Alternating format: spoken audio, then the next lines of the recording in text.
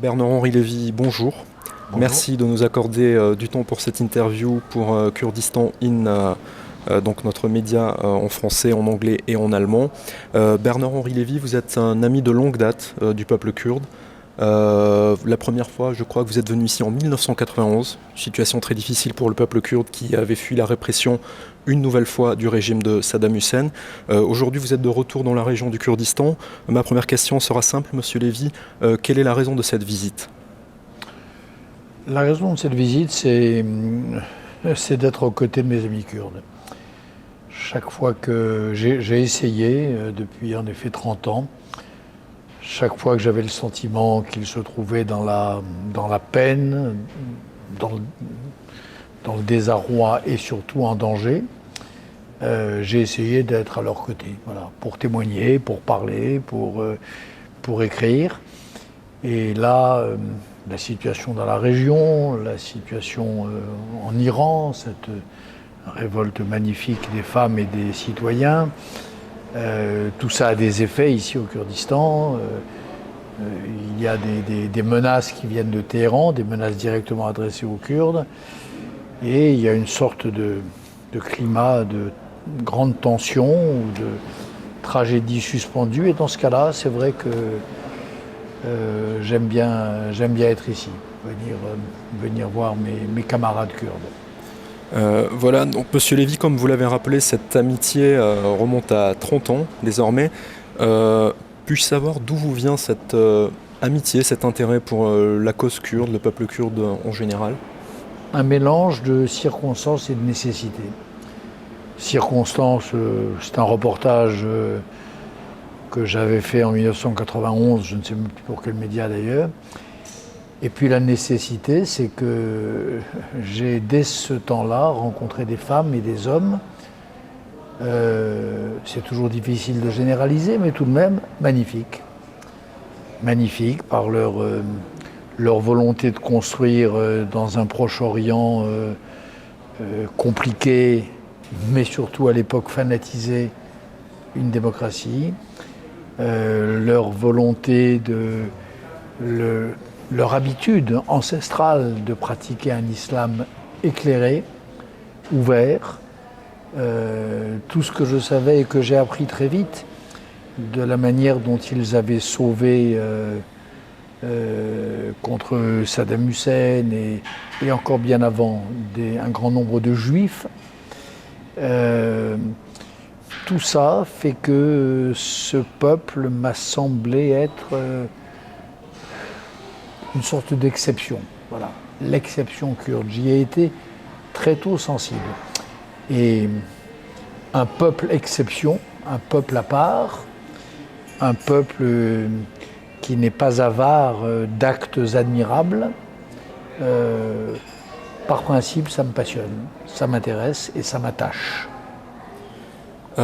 Donc aujourd'hui, les Kurdes ont une reconnaissance officielle en Irak, donc, où nous nous trouvons, donc la région autonome du Kurdistan d'Irak. Ceci dit, bon, comme on le sait, il y a des Kurdes dans d'autres États. Que pensez-vous de la situation des Kurdes dans ces autres États, et plus particulièrement en Iran aujourd'hui, dont vous avez parlé, avec les manifestations de contestation du régime qui sont très fortes dans tout le pays, et dont le régime iranien est en train d'essayer petit à petit de faire des Kurdes le bouc émissaire, avec bien sûr les boucs émissaires habituels du régime iranien que sont les États-Unis et Israël. Cette rhétorique-là, on la connaît. Aujourd'hui, il y a des menaces directes sur la région du Kurdistan, et les Kurdes sont pris pour cible par le régime iranien pour ce qui est une contestation de l'ensemble du peuple iranien. Que pensez-vous de la situation, de cette contestation, pour les Kurdes notamment ? D'abord, les Kurdes ont une reconnaissance en Irak, oui. Enfin, une reconnaissance fragile. Hein. Rappelez-vous tout de même, bien sûr. Ce jour de septembre 2016, où ils organisent un référendum, qui était un référendum consultatif, qui ne préjugeait en rien d'un calendrier d'indépendance. La façon dont la communauté internationale a accueilli ce référendum et la façon dont l'État soi-disant fédéral irakien les a traités étaient indignes.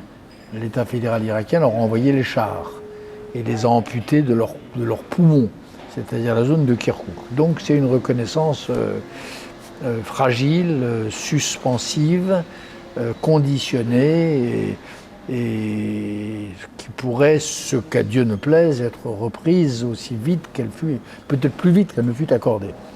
Parce qu'elle a été accordée au terme d'une longue lutte et elle pourrait être reprise de manière assez sauvage et expéditive. On l'a vu en 2016. Si les Kurdes n'avaient pas résisté à Alton Koupri, entre Kirkouk et Erbil, les milices, les proxies de Bagdad et de l'Iran seraient peut-être arrivées jusqu'à Erbil. Après, à l'instant où nous parlons, en effet, nous assistons à cet événement extraordinaire qu'est la révolte des femmes, puis des frères, des maris et des fils d'Iran. Révolte populaire massive dans quasiment chacune des 31 régions, dans toutes les classes sociales, et sur un mot d'ordre qui n'est plus un mot d'ordre catégoriel, qui ne concerne plus comme en 2019 le prix de l'essence, ou comme en 2009, ce qui était déjà pas mal, le respect des élections, mais un mot d'ordre qui est la chute du régime. Bien, on est face à ça, et c'est un des grands événements du XXIe siècle. Pour l'instant, des événements historiaux, de l'ordre de l'historial, j'en connais pas beaucoup. Peut-être les accords Abraham et cette révolte iranienne. Et en effet, comme les gardiens de la Révolution ont du mal à admettre qu'ils reculent devant des femmes, dont le seul crime et dont la seule arme est d'ôter leur foulard et de le faire tournoyer, comme ils ont du mal dans leur virilité ridicule d'admettre cela, qu'est-ce qu'ils disent? Ils disent c'est la faute aux Américains, aux Juifs et aux Kurdes. Et il y a quelques heures, avant que nous rencontrions, j'ai vu ce grand titre de Rudao, chaîne de télévision sérieuse, kurde, qui évoque la possibilité d'une intervention au sol de l'Iran. Ce qui serait évidemment un crime, une catastrophe, et qui plongerait la région dans un chaos indescriptible. Mais surtout, ce qui est frappant aussi, enfin pas surtout aussi, c'est la logique du bouc émissaire, la logique conspirationniste, autrement dit la logique débile et fascisante, une fois de plus, du régime iranien. Qu'est-ce que c'est que le fascisme aujourd'hui? Un de ses éléments de langage et son épine dorsale, c'est le conspirationnisme, le complotisme, la recherche d'un bouc émissaire et l'attribution à ce bouc émissaire d'une espèce de pouvoir diabolique et la création d'une causalité diabolique entre une impulsion donnée, en l'occurrence soi-disant au Kurdistan, et un effet soi-disant dans les villes iraniennes. Donc voilà, on assiste à ça, ce déchaînement de conspirationnisme à Téhéran, cette incapacité à penser leur propre échec de la part des mollahs et le fait de le mettre sur quelqu'un d'autre, et les Kurdes qui risquent d'être, une fois de plus, les victimes de cette opération.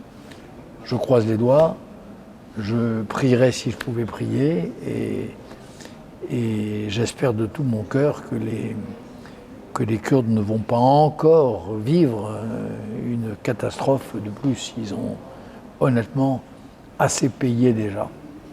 Alors effectivement, pour nos auditeurs, il est vrai que les gardiens de la révolution iranienne ont menacé d'intervention directe la région du Kurdistan, qu'ils accusent d'abriter donc des partis d'opposition iraniens qui seraient selon eux à l'origine de la contestation actuelle en Iran. Alors c'est faux ça, parce qu'il se trouve que les groupes d'opposition iraniens en question, je les connais.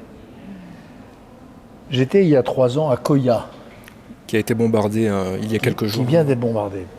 Et qui est le siège, qui l'est toujours d'ailleurs, des 2 partis d'opposition iraniens kurdes, qui maintenant n'en ont fait plus qu'un, qui se sont alliés et qui sont accusés de fomenter des troubles en Iran. C'est faux. Ces groupes, ça fait des années et des années qu'ils sont installés en Irak, que leur activité politique se limite à l'Irak, qu'ils ont renoncé à tout ce qui pourrait ressembler à de la complicité avec la lutte armée et qu'ils luttent par des moyens pacifiques. Donc, ils défendent en Irak les droits des Kurdes d'origine iranienne, en Irak. Lorsqu'il y a eu la lutte contre Daesh, ils ont formé des unités, ou ils ont rejoint des unités de Peshmerga à l'intérieur des bataillons Peshmerga réguliers. Et il est faux, non seulement c'est du conspirationnisme, mais c'est faux de dire qu'ils seraient à l'origine des troubles en question. Et qu'ils seraient mêlés, et qu'ils fomenteraient des opérations paramilitaires en territoire iranien. C'est inexact. Nous avons eu sur Kurdistan In l'occasion d'interroger un témoin franco-kurde qui se trouvait sur place à Koye. Effectivement, les victimes sont civiles. Ce sont des écoles et des hôpitaux qui ont été bombardés à Koye, dans d'autres localités de la région du Kurdistan en Irak.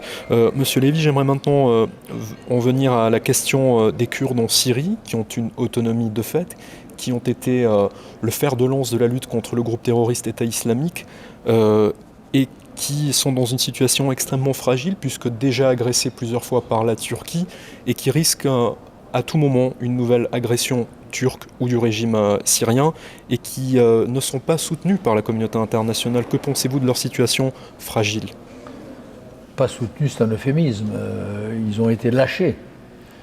Comme les Kurdes d'Irak ont été lâchés en 2016 au moment de leur référendum, les Kurdes syriens du Rojava ont été lâchés en 2017 par Donald Trump, qui a décidé ce qu'on appelle pudiquement dans ce genre de langage munichois un redéploiement, c'est-à-dire en vérité un retrait. Donc aujourd'hui il y a des drones iraniens sur le Kurdistan d'Irak et il y a des drones turcs sur le Kurdistan de Syrie. Et malgré ça, vous avez un peuple syrien, le peuple du Rojava, qui lutte vaillamment pour reconstruire ses villes, pour reconstruire sa société civile, et pour édifier une société selon ses voeux. Voilà, sous les bombes, sous les drones. Effectivement.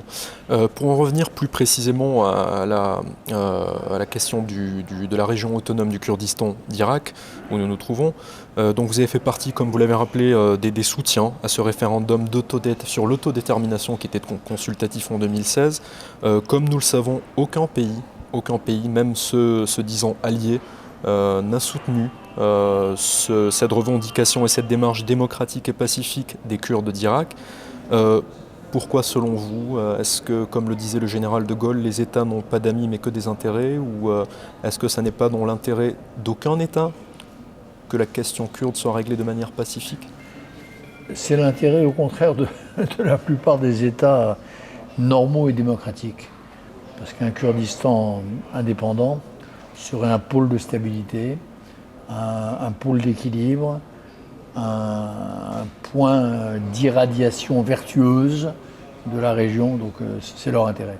L'intérêt des démocraties, c'est d'avoir des régimes frères. Après, les peuples n'ont pas d'amis et les États n'ont pas de courage. Qu'est-ce que je vous dis ? Ils ont peur d'affronter les Turcs, les Iraniens, les Syriens et Bagdad. Il y a cette espèce de fiction de l'État irakien, cet État qui vient de fêter son 100e anniversaire, enfin qui est toujours incapable de fêter ou de célébrer la construction d'une administration digne de ce nom. Donc il y a ce respect de Bagdad, il y a cette volonté de défendre à tout prix l'intégrité territoriale de l'Irak, cet État failli que l'on respecte comme s'il était un joyau de la civilisation moderne. Donc tout ça, c'est ce qui fait peur à la communauté internationale.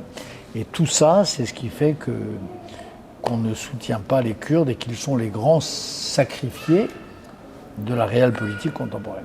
Oui, Vous avez raison, depuis un siècle. Donc effectivement, on a l'impression que le principe d'intangibilité des frontières est plus important que le principe que pourtant la France défendait autrefois du droit des peuples à disposer d'eux-mêmes et qui de fait dans certaines autres régions du monde joue. Je pense au Kosovo, je pense au Sud-Soudan où des référendums ont eu lieu. Dans un autre contexte et dans une autre mesure à la Crimée, où vraisemblablement ça a marché, et peut-être dans d'autres régions ukrainiennes aujourd'hui annexées par la Russie, vraisemblablement pour les Kurdes cela ne joue pas. Attendez, il n'y a pas ni l'intangibilité des frontières, ni le droit des peuples à disposer d'eux-mêmes ne sont des absolus. Effectivement. Ni l'un ni l'autre. Moi, je suis pour l'intangibilité des frontières quand il s'agit d'États démocratiques ou d'États qui ne martyrisent pas leur peuple, d'États qui respectent les corps de leurs habitants. Là, je suis pour les frontières intangibles. Je suis pour le droit des peuples à disposer d'eux-mêmes quand ça ne signifie pas le droit des tyrans à disposer de leur peuple. Donc il faut être plus fin que ça, me semble-t-il. Donc par exemple, quand Poutine touche aux frontières de l'Ukraine pour créer dans des zones enclavées de l'esclavage, pour faire vivre les gens sous un régime autoritaire, et en liquidant au passage quelques milliers ou dizaines de milliers de civils, ça je suis contre toucher à l'intangibilité des frontières. Quand toucher à une frontière veut dire en revanche affaiblir un État totalitaire, un État mollarchique, un État fasciste, là vivent toucher aux frontières. C'est pas la même chose de toucher aux frontières de l'Ukraine. Ça c'est un crime, parce que l'Ukraine est un pays démocratique, où on vit mieux qu'en Russie. Donc c'est un crime de toucher à la frontière de l'Ukraine. En revanche, toucher à la frontière de l'Iran, où les femmes sont fouettées, où les militants des droits de l'homme sont emprisonnés, bravo, au contraire, à ceux qui touchent à l'intangibilité des frontières iraniennes. Donc ces deux principes-là, droit des peuples à disposer d'eux-mêmes et intangibilité des frontières, sont des principes qui doivent être abordés politiquement selon une ligne de partage. Ils doivent être chacun des deux principes doit être clivé selon un principe qui doit être le principe directeur de toute politique, c'est quel bien et quel mal fait-on au corps des humains, au cœur des citoyennes et des citoyens, au cœur des sujettes ou des sujets. Voilà, c'est ça la vraie question. Pour parler plus globalement de la situation, donc au Moyen-Orient, ne pensez-vous pas que la question kurde est en réalité la question principale en ce qui est de la stabilité de la région, du Proche-Orient, du Moyen-Orient? Elle est pourtant peu souvent abordée au niveau international, un petit peu plus depuis la guerre contre Daesh et la médiatisation qui en est suivie. En comparaison d'autres questions, je pense à la question palestinienne par exemple, qui depuis des décennies occupe les chancelleries et les médias dans tous les pays du monde. Pourquoi, selon vous, est-ce que les Kurdes sont, disons, moins importants que les Palestiniens? Est-ce que pourtant en nombre ils sont 50 millions? En nombre ils sont bien plus importants. La création d'un État kurde, encore une fois, aurait un effet stabilisateur, et non pas déstabilisateur, stabilisateur. Ce serait un État démocratique et sûrement pas un État criminel, ni théocratique, ni livré à des factions Hezbollah ou Hamas. Mais pourquoi ça ne marche pas? Parce que l'Iran, la Turquie, la Syrie et l'Irak ont des grandes gueules. Et eux ont des amis dans la communauté, aux Nations Unies, dans la communauté internationale, au Conseil de sécurité des Nations Unies, parce qu'il y a une internationale des impérialistes. Et que ces pays-là font partie de l'internationale des tyrans ou des empires. Voilà. Donc c'est aussi simple que ça. Donc ça ne marche pas. Ces pays-là s'opposent à l'indépendance du Kurdistan. Et les mêmes, en revanche, font de l'indépendance de la Palestine une cause sacrée. Les mêmes puissances impériales et autoritaires. Bernard-Henri Lévy, une dernière question. Comment voyez-vous l'évolution de la situation pour ce qui est de la région autonome du Kurdistan d'Irak, avec le contexte dont on vient un petit peu de parler, une situation chaotique à Bagdad depuis des années, qui ne va pas en s'arrangeant, avec l'Iran déstabilisé, avec une Turquie qui tient, qui est peut-être la principale force de la région actuellement, et les menaces qui pèsent sur cette région fragile? La Turquie est peut-être la principale force, j'en sais rien, en termes de géopolitique, mais la principale force dans l'ordre de l'esprit, qui pour moi m'importe peut-être davantage, le principal foyer de valeur, le principal pôle d'irradiation vertueuse, comme je le disais tout à l'heure, c'est le Kurdistan, la région autonome du Kurdistan irakien. Vous avez ici, là où nous parlons, au KRG, une sorte de chef-d'œuvre politique, au fond. Un chef-d'œuvre politique, c'est-à-dire dans une région qui n'est pas reconnue comme un État, baigné par un théologico-politique, celui d'islam, qui n'est pas toujours ni partout compatible avec la démocratie et les droits de l'homme. Vous avez un régime assez miraculeux, pluraliste, démocratique, tolérant aux autres identités, respectant la liberté religieuse et respectant le principe d'égalité des femmes. Donc ça, vous savez, vous avez des chefs-d'œuvre dans l'ordre de l'art, de la littérature, et vous en avez aussi dans l'ordre politique. Cette création, cette entité-là, le Kurdistan irakien, c'est comme ça. C'est pas, je n'en donne le crédit à personne en particulier. Le crédit, s'il revient à quelqu'un, c'est au peuple kurde tout entier. C'est une sorte de chef-d'œuvre. Voilà. Alors c'est un chef-d'œuvre dont j'espère qu'il n'est pas en péril. Voilà. Et c'est le sens de ma venue ici. Merci beaucoup Bernard-Henri Lévy pour cet entretien. Quant à moi, chers auditeurs de Kurdistan 1, je vous dis à bientôt donc cette fois-ci c'était filmé, mais pour un podcast avec un autre invité. Merci beaucoup. Merci à vous.